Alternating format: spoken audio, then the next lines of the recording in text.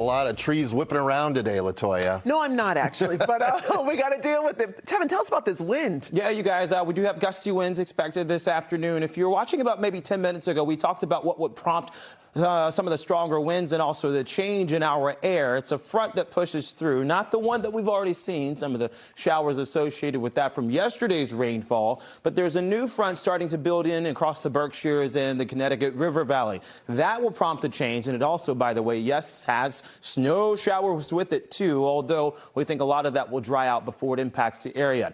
Now, again, 10 minutes ago, we talked about that, Jane, and how colder weather would be on the cusp.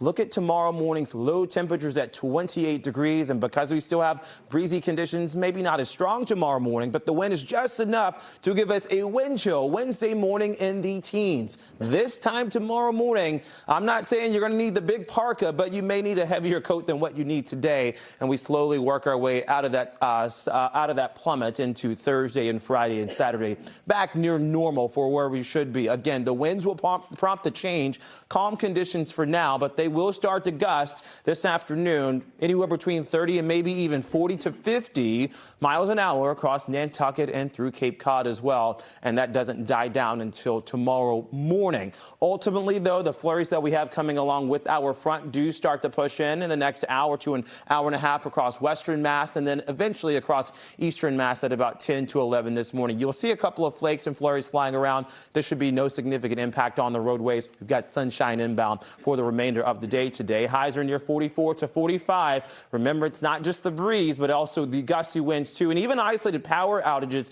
and damages possible. It's not going to be region-wide, though. Next couple of days play out a little something like this through Lunenburg at 45 on a Wednesday after you deal with a couple of snow flurries today. Highs on Thursday even warmer at about 50 to 55 degrees. The several days of the rainfall have led a lot of folks to believe that we are out of drought, and that is far from the truth. Remember, we didn't get in this situation overnight, so it's not going to fix itself overnight. You got to go way back to summer 2024 to show you a little bit more about why we are still in drought, though we've had several rounds of rainfall over the past couple of weeks. If you combine the lack of rainfall here, known as the deficit in summer and fall of 2024, that amounts to about 6 to 8 inches of rainfall off target or away from where we should be in terms of the rain, and barely walked away with near normal rainfall amounts for winter and spring. All to say that it's going to take a little bit more than an inch here or there to get us out of our deficit. I think we've got another half an inch to an inch to go in terms of rainfall, likely Saturday, some of that scattered into Sunday. I think next Monday, Tuesday, and Wednesday, though, with high pressure building in,